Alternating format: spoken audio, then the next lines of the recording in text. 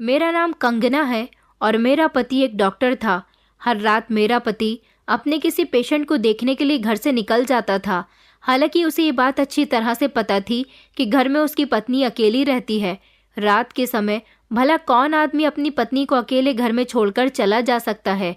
मैं हर रोज अपने पति से यही शिकायत करती थी कि आप मुझे छोड़कर कहाँ चले जाते हो, लेकिन मेरे पति मेरी बात का कोई जवाब नहीं देते थे। कि एक दिन ये देखने के लिए कि आखिर मेरे पति रोज रात को कहाँ जाते हैं। कहते हैं कि अपने पेशेंट को देखने जाता हूँ। पेशेंट को देखने में मैं मान लेती हूँ कि 1 घंटा लग जाता है या 2 घंटे लग जाते हैं या फिर ज़्यादा से ज़्यादा 3 घंटे लग जाते हैं।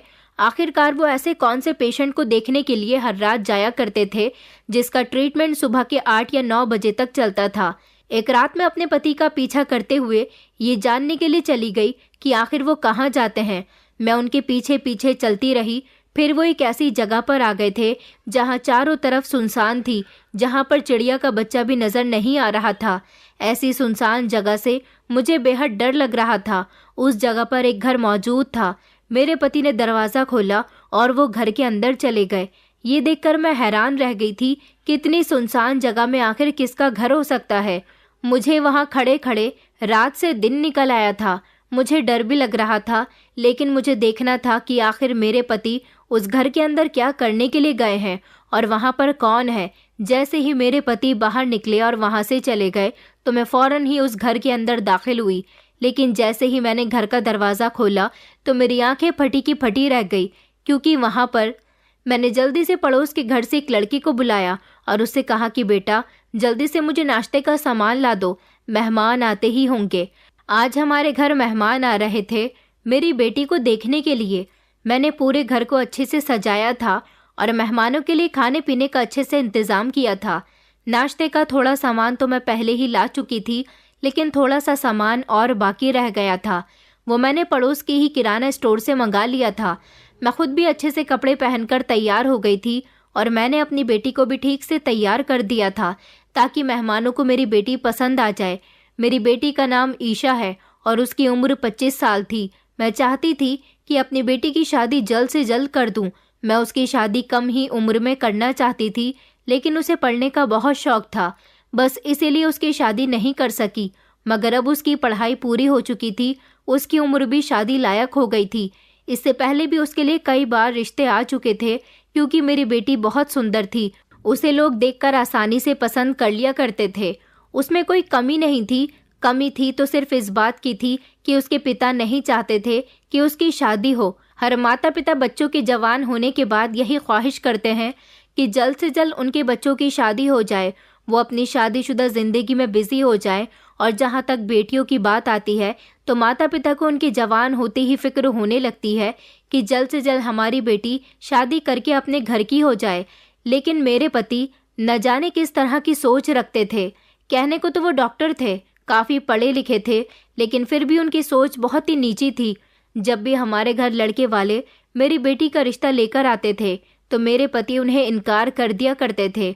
आज भी जब हमारे घर मेहमान आ रहे थे तो मुझे डर लग रहा था कि कहीं इन मेहमानों को देखकर भी मेरे पति रिश्ते से इनकार न कर दे, क्योंकि मेरे पति मेहमानों के मुंह पर ही कह दिया करते थे कि आप लोग यहाँ से जा सकते हैं।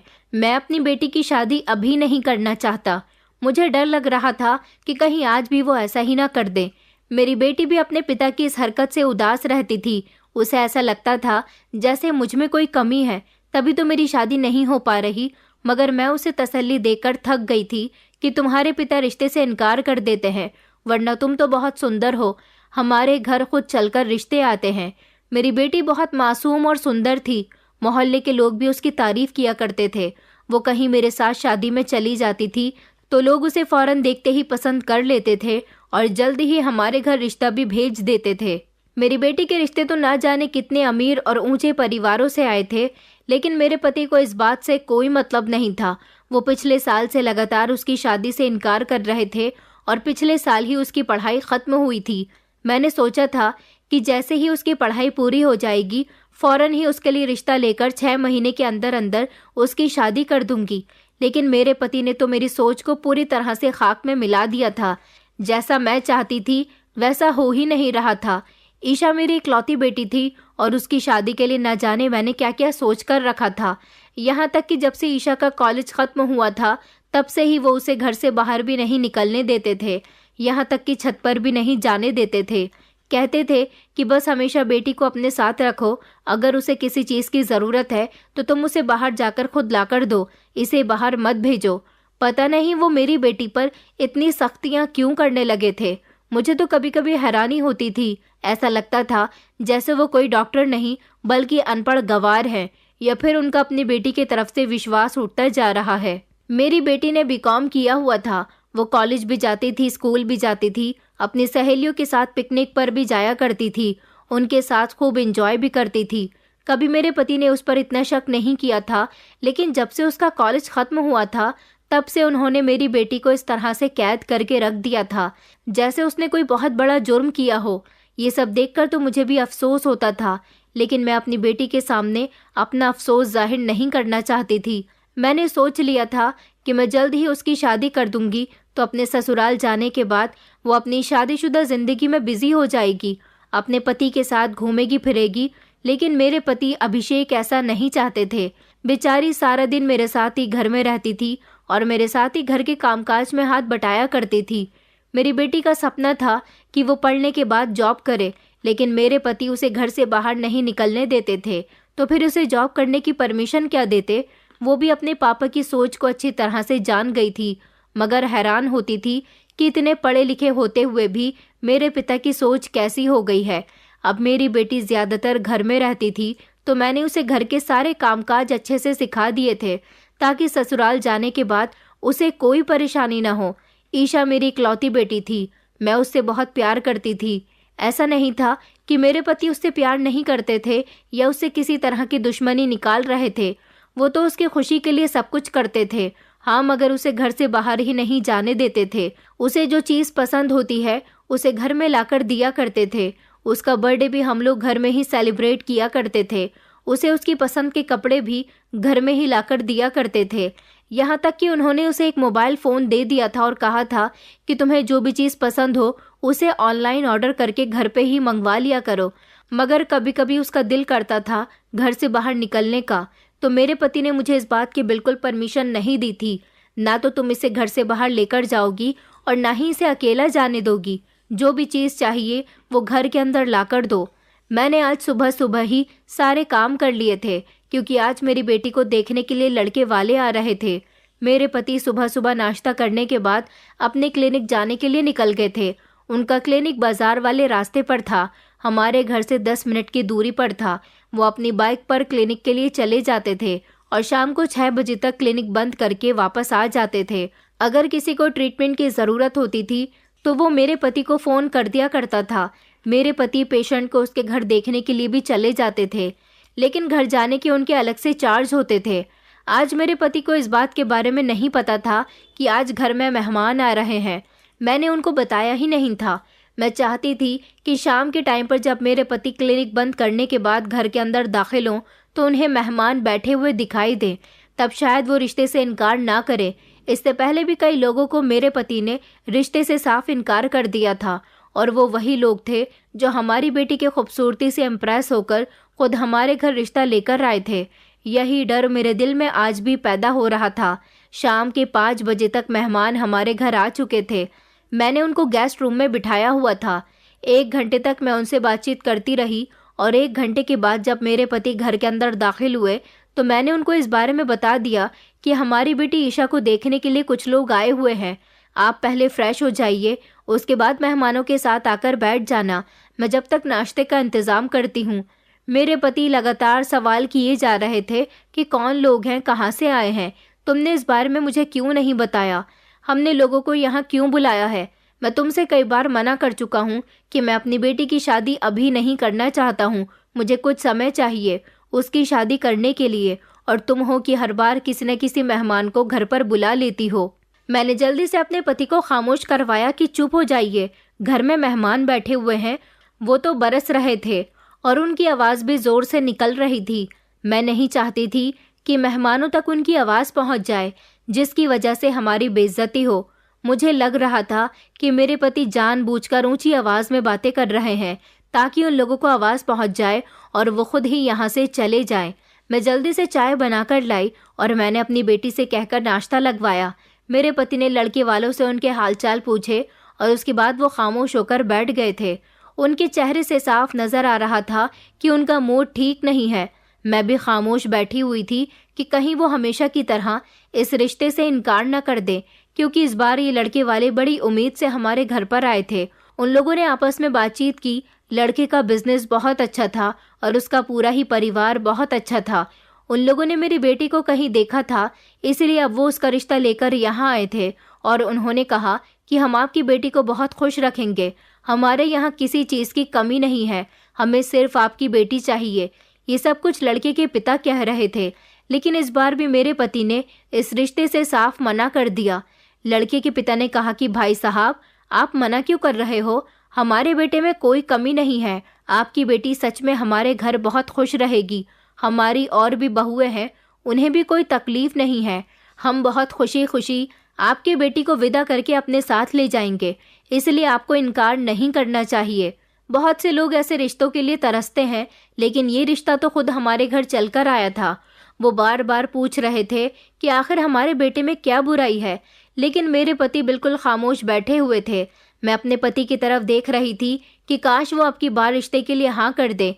यहाँ मेरी बेटी की किस्मत चमक जाएगी, उसकी शादी हो गई तो वो बहुत खुश रहेगी। लेकिन नहीं, मेरे पति के मुंह से इनकार निकल चुका था तो इनकार ही हुआ। मेरे पति कहने लगे कि आपके बेटे में कोई बुराई नहीं है। बात यह है कि मैं अभी अपनी बेटी की शादी नहीं करना चाहता हूँ, क्योंकि वो अभी मासूम है और मेरे हिसाब से वो अभी छोटी है। देखिए, मैं अपने हिसाब से अपनी बेटी की अभी शादी नहीं करना चाहता हूँ। पहले भी मेरी बेटी के लिए बहुत अच्छे अच्छे रिश्ते आए हैं, लेकिन मैंने उनको भी खुद इनकार किया है। मैं आप लोगों से माफ़ी चाहता हूँ, लेकिन आप लोग मेरे घर से जा सकते हैं। वो लोग तो मेरे घर से उदास होकर चले गए। मुझे ये लोग बहुत पसंद आए थे, क्योंकि ये पढ़े लिखे और बहुत ही इज्जतदार लोग थे। मेरे पति ने इस तरह से उनकी बेइज्जती करके अच्छा नहीं किया था। मैं दिल से चाहती थी कि मेरी बेटी की शादी इस परिवार में हो जाती। उनके जाने के बाद मैं अपने पति से लड़ने लगी कि जल्द से जल्द ईशा की शादी कर दीजिए। उसके साथ की सारी लड़कियों की शादी हो चुकी है और हमारी बेटी अभी तक घर बैठी हुई है। आपने तो उससे उसकी आज़ादी तक छीन ली है और उसकी शादी भी नहीं करना चाहते। आखिर ये कहाँ का इंसाफ है? आप पढ़े लिखे हो, एक डॉक्टर हो, फिर भी इस तरह की बातें कर रहे हो। अभी हमारी बेटी की शादी की उम्र है, उसके लिए अच्छे रिश्ते आ रहे हैं, लेकिन जब बेटियों की उम्र निकल जाती है तो उनके लिए रिश्ते भी नहीं आते। हम तो बहुत भाग्यशाली हैं कि हमारी बेटी के लिए इतने अच्छे अच्छे रिश्ते आते हैं, मगर आप उन सारे ही रिश्ते को रिजेक्ट कर देते हो। आपने तो आज भी रिश्ते से इनकार करके मुझे मायूस कर दिया। आप कैसे पिता हो? मैंने हर पिता को देखा है जो जल्द से जल्द अपनी बेटियों की शादी करना चाहते हैं, मगर आप तो चाहते ही नहीं कि हमारी बेटी की शादी हो जाए। मेरी बातों पर मेरे पति को बहुत गुस्सा आया। वो जोर से चिल्लाकर कहने लगे कि बस, मैंने कह दिया ना कि अभी इसकी शादी नहीं होगी, तो मुझसे ज़्यादा बहस मत करो। ये कहकर वो कमरे का दरवाज़ा धड़ाम से बजाते हुए अपने कमरे में चले गए थे। अपने पति के घर से जाने के बाद मैं तो अपना सर पकड़कर बैठ गई थी और गहरी सोच में चली गई। यही सोचने लगी कि पता नहीं मेरे पति हर रिश्ते में क्यों कमी निकाल देते हैं। आखिर उन्हें अपनी बेटी की शादी ऐसी भी कौन से लड़के से करनी है? इस वजह से हमेशा मेरी बेटी भी उदास रहती थी। मुझे उसकी बहुत फिक्र थी। मैं यही चाहती थी कि जल्द से जल्द मैं उसकी जिम्मेदारी से फ्री हो जाऊं और उसे उसके घर का कर दूं। कुछ दिन और इसी तरह से गुजर गए थे, लेकिन फिर से एक और रिश्ता मेरी बेटी के लिए आया। लड़के वाले बहुत अमीर थे और दहेज लेने के बजाय हमारी बेटी के लिए घर में उसकी ज़रूरत का हर सामान खुद मौजूद करवाना चाहते थे। मुझे लगा कि इस बार तो मेरे पति को मान ही जाना चाहिए, लेकिन हर बार की तरह उन्होंने इस रिश्ते से भी इनकार कर दिया। यहाँ तक कि अब की बार उन्होंने मुझे धमकी दी थी कि अगर तुमने मेरी बेटी के लिए मेहमानों को घर बुलाया तो अच्छा नहीं होगा। मैं तुमसे कई बार मना कर चुका हूँ, और हाँ, कान खोलकर सुन लो कि मैं अपनी बेटी का रिश्ता अपनी मर्जी के मुताबिक करूँगा, और जब मेरा मन करेगा तब मैं उसकी शादी करूँगा। ये समझ लो कि बस मैंने उसका रिश्ता तय कर दिया है। अब तुम्हें अपना दिमाग ज़्यादा चलाने की ज़रूरत नहीं है, और आज के बाद हमारे घर में कोई भी नहीं आना चाहिए मेरी बेटी का रिश्ता लेकर। इस बात पर हम दोनों पति पत्नी की बहुत लड़ाई हुई थी। मैंने अपने पति से गुस्से में भी कह दिया था कि आप इसकी शादी नहीं करोगे, भले ही मुझे आपको क्यों ना छोड़ना पड़ जाए, मगर मैं अपनी बेटी की शादी करके ही रहूंगी, यहाँ तक कि मैं उसे किसी दिन खुद ही घर से भगा दूंगी। फिर तुम इसी तरह से बैठे रह जाना। कुछ दिनों तक तो हम दोनों पति पत्नी ने एक दूसरे से बातचीत भी नहीं की थी।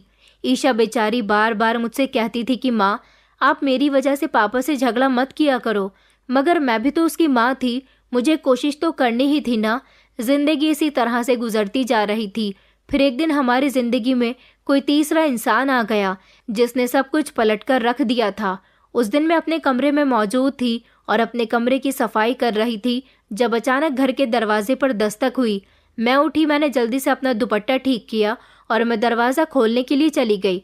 मैंने दरवाज़ा खोला तो सामने एक फटे पुराने कपड़ों में भिखारी खड़ा हुआ था। उसने मुझसे कहा कि भूख लग रही है, खाना चाहिए। वो मांगने के लिए बहुत शोर मचा रहा था। मैंने उससे कहा कि जाओ, अभी खाना नहीं बना है, कहीं और जाकर खाना मांग लो। ये कहकर मैं दरवाज़ा बंद करके कमरे में आकर लेट गई थी, क्योंकि मेरी साफ सफाई हो चुकी थी और मैं फ्री हो गई थी। उसके बाद वो काफ़ी देर तक दरवाज़ा बजाता रहा, लेकिन मैंने दरवाज़ा नहीं खोला। मैं अपने कमरे में जाकर आराम करने लगी थी, लेकिन न जाने उसे क्या प्रॉब्लम थी, वो बार बार दरवाज़ा बजाए जा रहा था। मैंने फिर भी नहीं खोला कि अभी खाना नहीं बनाया है। मैं वैसे भी देर से ही खाना बनाया करती थी और घर में भी कुछ खाने का नहीं पड़ा हुआ था।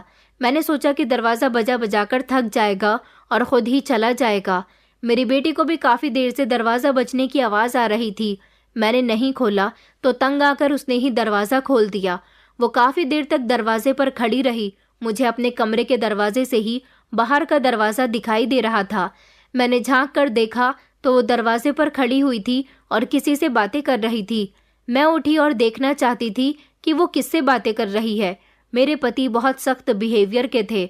बेटी को तो वो छत तक पर नहीं जाने देते थे, लेकिन अब वो दरवाजे पर खड़ी हुई थी। मुझे डर लग रहा था कि अगर वो इस समय घर आ गए और उन्होंने उसको दरवाजे पर खड़े हुए देख लिया तो वो बहुत ही गुस्सा करेंगे। मैंने ईशा को आवाज़ लगाई कि बेटा जल्दी से अंदर आ जाओ, वहाँ पर क्या कर रही हो। वो थोड़ी देर के बाद अंदर आ गई और उसने मुझे बताया कि वो भिखारी से बात कर रही थी। मैंने कहा, तुम्हें उससे बात करने की कोई ज़रूरत नहीं है, आइंदा उससे बात मत करना। ईशा कहने लगी कि माँ, मैं उससे बातें नहीं कर रही थी, उसको पैसे दे रही थी। मेरे पास कुछ पैसे पड़े हुए थे, सोचा घर में खाना नहीं है तो इतने पैसे ही दे देती हूँ। और फिर क्या था कि वो भिखारी हर रोज़ हमारे दरवाजे पर आ जाता और मेरी बेटी दरवाजे पर चली जाती थी। वो कुछ मांगने नहीं आता था, बस दरवाजे के बाहर खड़ा हो जाता था। मेरी बेटी उसे कुछ ना कुछ दे ही दिया करती थी, कभी खाना, कभी पैसे, कभी कोई फ्रूट्स वगैरह या फिर कभी आटा चावल, और फिर बातें भी करने लग जाती थी। मैं ईशा से बहुत मना करती थी, लेकिन वो मेरी सुनती ही नहीं थी। मैं ईशा से कहती थी कि तुम्हारे पापा को अगर पता चल गया कि तुम दरवाजे पर खड़ी होती हो तो तुम जानती हो ना कि क्या होगा। तुम इस तरह रोज़ उस भिखारी से दरवाजे पर खड़े होकर बातें करोगी तो पड़ोसी लोग क्या सोचेंगे। तुम्हें नहीं पता कि लोग तरह तरह की बातें करेंगे और हो सकता है कि तुम्हारे पापा से भी तुम्हारी शिकायतें कर दें कि देखो आपकी जवान बेटी दरवाजे पर खड़ी होकर भिखारी से बातें करती है। बेटा ईशा, ध्यान रखा करो, उस भिखारी के आने पर तुम दरवाजे पर मत जाया करो। वो दरवाज़ा बजाता है तो बजाता रहे। तुम्हारे पापा ने अगर कभी देख लिया तो तुम उनके गुस्से को अच्छी तरह से जानती हो, वो तुम्हारी और मेरी क्लास लगा देंगे। ईशा को मेरी बात समझनी चाहिए थी, लेकिन वो तो गुस्सा करके अपने कमरे में चली गई। मैं उसे बहुत समझाया करती थी, लेकिन मेरी बात नहीं मान रही थी और हर रोज़ उस भिखारी से बातें करने लग जाती थी। मैं पूछती तो कहती कि माँ, वो बहुत गरीब है, उसे किसी न किसी सामान की ज़रूरत होती है, अगर हम उसकी मदद कर देते हैं तो कोई बात नहीं। मैं बहुत परेशान रहती थी। एक तो मेरी बेटी की शादी नहीं हो रही थी और अगर कोई अच्छा रिश्ता आता तो उसके पापा इनकार कर देते थे, और अबीशा रोज़ इस भिखारी से बातें कर रही थी। मोहल्ले वाले क्या कहेंगे? वैसे भी लोगों को तो बातें करने का बस मौका चाहिए। पिता तो क्लिनिक चले जाते हैं, लेकिन माँ तो घर में ही होती है। लोग यही कहेंगे कि क्या माँ अपनी बेटी से मना नहीं कर सकती थी। मैं बहुत परेशान थी कि कोई मेरे पति से मेरी बेटी की शिकायत ना कर दे, और फिर वही हुआ जिसका मुझे डर था। मोहल्ले की एक औरत हमारे घर आई थी और उन्होंने कहा था कि मैं काफ़ी दिनों से देख रही हूँ आपकी बेटी एक भिखारी के साथ हमेशा बातें करती रहती है। मैं तो पहले ही घबरा रही थी कि मेरी बेटी के बारे में कोई बात ना कर दे, और फिर उन्होंने ऐसा ही किया। वो यही बात करने के लिए तो यहाँ पर आई थी। मैंने ईशा को उसके कमरे में जाने को कहा। वो नहीं गई और कहने लगी कि मुझे लगता है कि तुम्हारी बेटी तुम्हारे हाथों से निकलती जा रही है। मैं तो कहती हूँ कि जल्द से जल्द इसकी शादी कर दो। मेरी बेटी को गुस्सा आ रहा था और वो खामोश होकर उसकी सारी बातें सुन रही थी। मैंने अपनी बेटी को शांत रहने का इशारा दिया था। मैं उनकी बातों पर घबरा गई। मैंने कहा कि नहीं, वो उस भिखारी से बात नहीं करती, बस उसे कुछ न कुछ देने के लिए चली जाती है। फिर वो कहने लगी कि तुम कब कर रही हो अपनी बेटी की शादी? अरे 25 साल से ज़्यादा की हो चुकी है, और कब करोगी?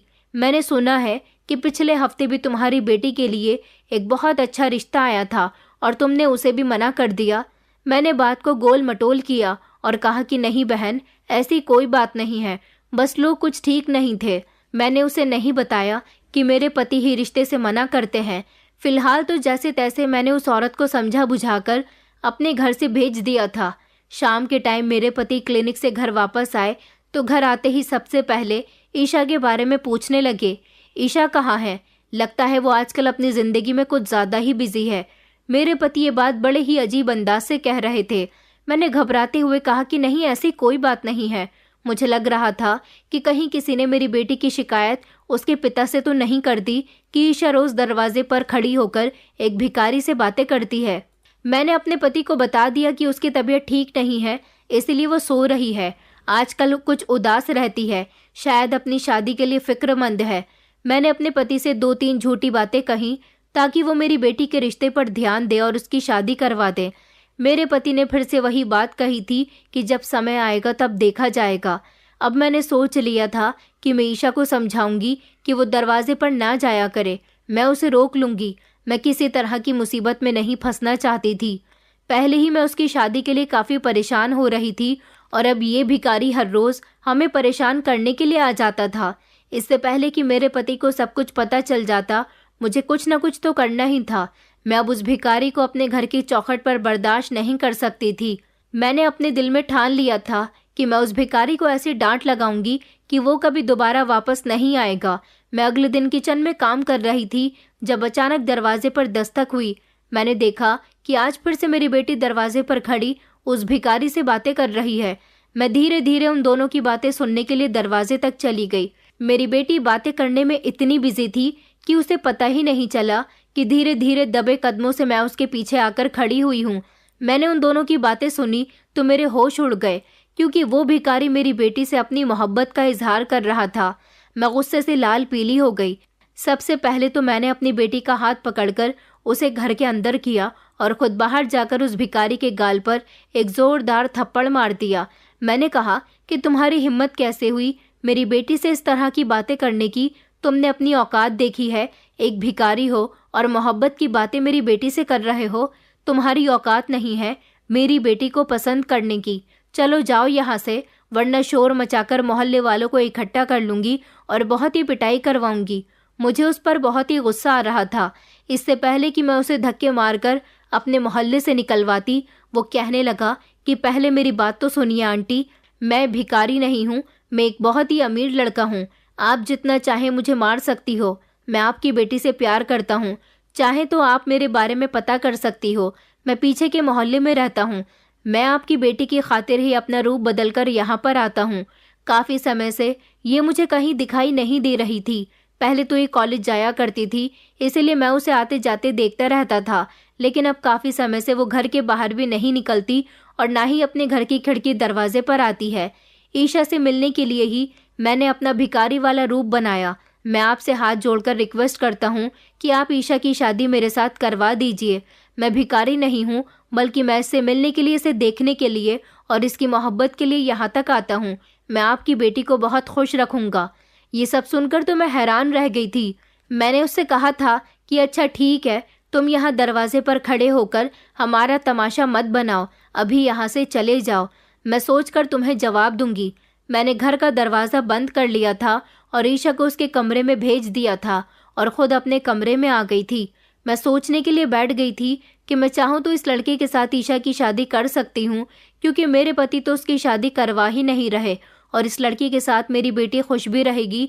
जो मेरी बेटी की खातिर भिखारी बन सकता है वो उसको खुश भी रख सकता है और फिर फाइनली मैंने एक दिन फैसला कर ही लिया था कि मैं अपनी बेटी को उस भिखारी के साथ भगा दूंगी। एक दिन दबे शब्दों में मैंने अपने पति से कहा भी था कि एक अमीर घर का रिश्ता है और वो लड़का भी हमारी बेटी को पसंद करता है। अगर आप चाहो तो एक बार वहां पर ट्राई कर सकते हो। मेरे पति को मेरी बात पर गुस्सा आ गया। वो कहने लगे कि मैंने तुमसे पहले ही बोल दिया है कि अभी उसकी शादी नहीं होगी तो नहीं होगी। फिर मैंने सोच लिया कि मुझे वही करना होगा जो मैं सोच रही थी। आधी रात का समय था और मैंने अपनी बेटी को घर से भगाने की पूरी प्लानिंग कर रखी थी। उस समय मेरे पति गहरी नींद में सो रहे थे। मैंने अपनी बेटी से कहा कि तुम उसके साथ भाग जाओ और उससे शादी करके खुश रहो।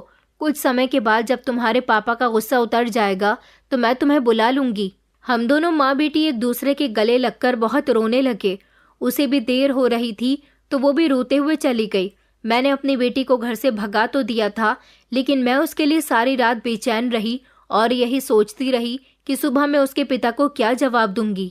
फिक्र की वजह से मुझे सारी रात नींद नहीं आई थी। सुबह सवेरे मेरे पति जब क्लिनिक जाने के लिए उठे और तैयार होकर नाश्ता करने के लिए बैठ गए तो मैं उनको नाश्ता देते हुए बड़ी गौर से देख रही थी, क्योंकि मुझे उनसे डर लग रहा था। नाश्ता करते हुए उन्होंने कहा कि ईशा कहाँ है, वो उठी है या नहीं। उनके सवाल पर तो मैं घबरा गई। मैंने कांपते हुए शब्दों में कहा कि वो तो अभी सो रही है। तो वो कहने लगे उसे जगाओ और यहाँ लेकर आओ, मुझे उससे एक ज़रूरी काम है। मैंने कहा कि आप कैसी बातें कर रहे हो, उसकी तबीयत ठीक नहीं है, वो गहरी नींद में सो रही है। मेरी इस बात पर मेरे पति जोर से चिल्लाए और कहने लगे कि तुम झूठ बोल रही हो, ईशा घर से भाग गई है। तुम उसकी माँ होते हुए भी झूठ बोल रही हो, कहती हो कि वो सो रही है। मैं रोज रात को उसके कमरे में आधी रात के समय उसे देखने के लिए जाता हूँ कि वो सो रही है या नहीं। जब रात के समय मैं उसके कमरे में गया तो मेरे पैरों तले से जमीन निकल गई, क्योंकि वो अपने बिस्तर पर मौजूद नहीं थी। मैंने उसे पूरे घर में ढूंढ लिया था, यहाँ तक कि बाहर आसपास जाकर भी ढूंढ लिया था। तुमने अपनी बेटी को ऐसे संस्कार दिए थे जिसकी वजह से आज हमें ये दिन देखना पड़ा। लोग हमारे बारे में क्या कहेंगे कि हमारी बेटी घर से भाग गई। तुम अच्छे से जानती हो कि मेरी यहाँ कितनी इज्जत है। जब लोगों को पता चलेगा कि हमारी बेटी भाग गई है तो हमारी कितनी बेइज्जती होगी। मेरे पति ने मुझे बहुत सी बातें सुनाई थी जिनको मैं खामोशी से बर्दाश्त कर रही थी। वो रोज ईशा को ढूंढने के लिए घर से निकल जाते थे और फिर एक दिन थककर उन्होंने हार मान ली थी। वो हर रोज मुझसे झगड़ा करते थे और मुझे ताने दिया करते थे और फिर इसी तरह से वक्त गुजरता गया। मेरी बेटी को घर से भागे हुए लगभग 4 महीने गुजर चुके थे। मैं उसके लिए हमेशा फिक्रमंद रहती थी, मुझे उसकी बहुत याद आती थी। एक दिन मैं अपनी बेटी को याद करते करते सो गई तो मैंने एक बड़ा ही अजीब सपना देखा। मैंने देखा कि मेरी बेटी बहुत परेशान है और मुझसे कह रही है कि माँ मुझे बचा लो, मैं बहुत परेशान हूँ। मैं ये सपना देखने के बाद बहुत परेशान हो गई थी। मैं दिन रात अपनी बेटी के लिए प्रार्थना करती रहती थी। पता नहीं वो अपने पति के साथ किस हाल में होगी, वो खुश भी है या नहीं। एक बार मैं अपनी बेटी से मिलना चाहती थी, लेकिन अपने पति की इजाज़त के बिना मैं कुछ नहीं कर सकती थी। कुछ दिनों बाद मेरे पति का गुस्सा ठंडा हो चुका था। मैं सोच रही थी कि अपनी बेटी को अपने पति से घर वापस लाने की बात करूं। मैं अपनी बेचैनी खत्म करना चाहती थी। एक रात अचानक मेरी आंख खुली तो मैंने देखा कि मेरे पति जाग रहे थे और बाथरूम से अपने कपड़े चेंज करके निकल रहे थे। फिर वो सोफे पर बैठकर पहनने लगे। मैंने उनसे कहा कि इतनी रात को कहाँ जा रहे हो। मैंने टाइम देखा तो रात के 3:30 बज रहे थे। मेरे पति ने कहा कि मैं किसी का ट्रीटमेंट करने के लिए जा रहा हूँ, दरवाज़ा बंद कर लेना। मैं हैरान हो गई कि रात के समय उनको किसका ट्रीटमेंट करने की ज़रूरत पड़ गई। ना तो कोई मेरे पति को बुलाने के लिए घर आया था और ना ही उनके मोबाइल पर किसी की कॉल आई थी कि वो किसी तरह की तकलीफ में है और आप जल्द से जल्द हमारे घर आकर पेशेंट का ट्रीटमेंट करिए। ऐसा कुछ भी नहीं था। ना तो उन्हें कोई लेने आया और ना ही मेरे पति के पास किसी का फ़ोन आया था। पता नहीं मेरे पति रात के समय अपने कौन से पेशेंट को देखने के लिए जा रहे थे। अगले दिन सुबह के 8 बजे मेरे पति जब घर आए तो मैंने उनसे फिर से सवाल किया और कहा कि आप ऐसे भी कौन से पेशेंट को देखने के लिए गए थे जिसका ट्रीटमेंट करते करते आपको रात से दिन निकल आया। आप इमरजेंसी में जब भी किसी पेशेंट को देखने जाते हो तो 10 मिनट या 15 मिनट में घर वापस आ जाते हो, लेकिन कल रात तो आपने हद ही कर दी। आपको नहीं पता कि पत्नी घर में अकेली है। मेरे पति ने मुझे कोई जवाब नहीं दिया। मैं उनसे पूछ पूछ कर थक गई, मगर वो खामोश ही रहे। जब रात हुई तो फिर से रात के 3:30 बजे मेरे पति कहने लगे कि मैं एक पेशेंट को देखने के लिए जा रहा हूँ। पीछे मोहल्ले में एक पेशेंट की तबीयत खराब है। अब मुझे मेरे पति बहुत परेशान करने लगे थे। ये कौन सा ट्रीटमेंट है जो रात को होता है और सुबह तक चलता है? क्योंकि हर रोज मेरे पति किसी न किसी का ट्रीटमेंट करने के लिए जा ही रहे थे। ट्रीटमेंट के बहाने घर से बाहर निकलना अपना रूटीन बना लिया था।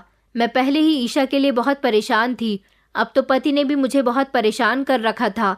उनकी वजह से मुझे भी सारी रात जागना पड़ता था, क्योंकि मुझे अकेले में नींद ही नहीं आती थी। न जाने रोज रात को वो कहाँ जाते थे। मैं कुछ पूछती तो मुझे जवाब भी नहीं देते थे। अब मुझे अपने पति पर शक रहने लगा था। कहीं वो मुझसे झूठ बोलकर किसी औरत से तो मिलने नहीं जाते, या फिर उन्होंने कोई दूसरी शादी तो नहीं कर ली। ये सोच मेरे दिमाग में बार बार आ जाती थी। मैं अपने पति से कुछ भी पूछती तो वो मुझे कुछ भी नहीं बताते थे। बस इतना कहकर चले जाते थे कि पेशेंट को देखने के लिए जा रहा हूँ। और मैं सोचती थी कि क्या कोई पूरी रात इनसे ट्रीटमेंट करवाता रहता है। मैंने सोच लिया था कि जब मेरा पति जाने लगेगा तो आज मैं उनका पीछा करूंगी और देखूंगी कि वो कहाँ जाते हैं इतनी रात को। मेरा शक हद से ज़्यादा बढ़ गया था जब एक दिन मैंने अपने पति को किसी से फ़ोन पर बातें करते हुए सुना। वो किसी से फ़ोन पर कह रहे थे कि हाँ, बस कुछ दिन और, फिर उसके बाद सब कुछ ठीक हो जाएगा। मैं रोज़ रात को वहाँ जाता हूँ। मैंने इतनी ही बात सुनी थी, लेकिन जैसे ही मैं कमरे में दाखिल हुई तो उन्होंने घबराकर मोबाइल नीचे कर लिया और ऐसे रिएक्ट करने लगे जैसे वो किसी से फ़ोन पर बात कर ही नहीं रहे थे। मैंने सोच लिया था कि मैं ये राज जानकर ही रहूँगी कि आखिर वो क्या गड़बड़ कर रहे थे। इसलिए मैंने सोचा कि जैसे ही मेरे पति रात को घर से बाहर जाएंगे, उसके थोड़ी ही देर के बाद मैं भी उनका पीछा करते हुए घर से निकल जाऊंगी। रात हो चुकी थी, वो घर से बाहर चले गए थे। मैंने अपना चेहरा छुपा लिया था ताकि वो मुझे पीछा करते हुए देख भी ले तो पहचान न पाए। मेरे पति पैदल चलते जा रहे थे। दाएं बाएं मुड़कर कुछ रास्तों से गुजरकर मैं भी उनके पीछे पीछे धीरे धीरे चल रही थी। उन्होंने पीछे मुड़कर देखा तो मैं जल्दी से एक दीवार के पीछे छुप गई। फिर वो आगे की तरफ चलते रहे, मैं भी चलने लगी। काफ़ी देर हो गई थी चलते चलते। मैं बहुत थक गई थी। पता नहीं अब कितना चलना होगा। वैसे तो मेरे पति के पास बाइक थी, लेकिन रात के समय वो अपनी बाइक नहीं बल्कि पैदल घर से निकले थे। पैदल चलने की वजह से मेरे चेहरे पर पसीना आ रहा था। कुछ देर चलने के बाद मैंने देखा कि मेरे पति काफ़ी सुनसान जगह पर आ गए और एक घर के अंदर दाखिल हो गए। मैं हैरान हो गई और सोचने लगी कि कहीं मेरे पति ने दूसरी शादी तो नहीं कर ली। ज़रूर कुछ ना कुछ बात तो है। ये एक बहुत ही सुनसान जगह थी। चारों तरफ पेड़ ही पेड़ थे। शायद ये जंगल का रास्ता था। यहाँ पर एक घर बना हुआ था। मैं तो बहुत डर रही थी। मेरे पति घर के अंदर चले गए। मैं सोच रही थी कि जब मेरे पति इस घर से बाहर निकलेंगे, उनके जाते ही मैं इस घर के अंदर चली जाऊंगी और देखूंगी कि यहाँ पर कौन है। ऐसा ना हो कि मेरे पति मुझे देख ले। रात काफ़ी हो चुकी थी। हर तरफ घना अंधेरा छाया हुआ था और मैं यहाँ खड़े खड़े थक गई थी। मेरे पति अभी तक घर से बाहर नहीं निकले थे। 1-1.5 घंटे से ज़्यादा गुजर चुका था। फिर मेरे पति घर से बाहर निकले और चले गए। मेरे पति वहाँ से जा चुके थे तो मैं भी थोड़ी देर के बाद घर के अंदर चली गई। मैं जैसे ही घर के अंदर गई तो ये सब देखकर मेरी आंखें फटी की फटी रह गई कि वहाँ पर तो मेरी अपनी बेटी मौजूद थी। मेरे पति ने उसे कैद करके रखा था। उसे रस्सी के साथ बांध कर रखा हुआ था। मैं रोती हुई अपनी बेटी की तरफ गई और उसे जल्दी से खोलने लगी। मेरी बेटी बहुत रो रही थी। मैंने अपनी बेटी के आंसू साफ किए और जल्दी से उसे खोलकर अपने साथ घर ले आई। मेरे पति घर में मौजूद थे। उन्होंने हम दोनों को देख लिया था। वो परेशान हो गए थे। मैं अपने पति के आगे बढ़ी और उनसे पूछने लगी कि मुझे आपसे ये उम्मीद बिल्कुल भी नहीं थी। आपने मेरी बेटी के साथ ये क्या कर दिया? आपने उसको कैद करके रखा हुआ था। भला कोई पिता अपनी औलाद के साथ ऐसा कैसे कर सकता है? मैं खूब रो पड़ी थी और अपने पति से झगड़ने लगी। मेरे पति ने कहा कि ईशा को कमरे में लेकर जाओ और अपनी बकवास बंद करो। मैंने कहा कि नहीं, आज फैसला होकर ही रहेगा कि आप आखिर मेरी बेटी से कौन से जन्म की दुश्मनी निकाल रहे हो। मेरे पति ने चिल्लाकर कहा कि मैंने तुमसे जो कहा है उतना ही करो। ईशा को उसके कमरे में लेकर जाओ, उसके बाद आकर मुझसे बात करना। मैं उनके चिल्लाने पर घबरा गई और फौरन ही मैंने ईशा को उसके कमरे में छोड़ दिया। मेरे पति कहने लगे कि उसे आराम करने की ज़रूरत है। मैं अब तुम्हें सब कुछ सच सच बताता हूँ। उसके बाद मेरे पति ने मुझे सब कुछ बताया। मैं ये सुनकर हैरान हो गई थी कि मेरी बेटी की तबीयत ठीक नहीं है। मेरे पति ने बताया कि हमारी बेटी को सिजोफ्रेनिया नामक एक बीमारी हो गई है, जिसमें पेशेंट को किसी समय एक से ज़्यादा लोग दिखाई देते हैं, जिसमें वो उनसे बात करने लग जाती है और अजीब अजीब सी हरकतें करने लग जाती है। शायद उसके साथ ऐसा इसलिए हुआ है क्योंकि वो पढ़ाई में बहुत अच्छी थी। तुम्हें याद है कि हमारी बेटी रातों को जाग जाग कर पढ़ाई किया करती थी। ज़्यादा पढ़ाई करने से उसका दिमाग आउट हो चुका है, इसलिए उसकी रात को सोने की आदत खत्म हो गई है। जब वो रात के समय जागी हुई होती है तब अपने आप से ही बातें करने लग जाती है।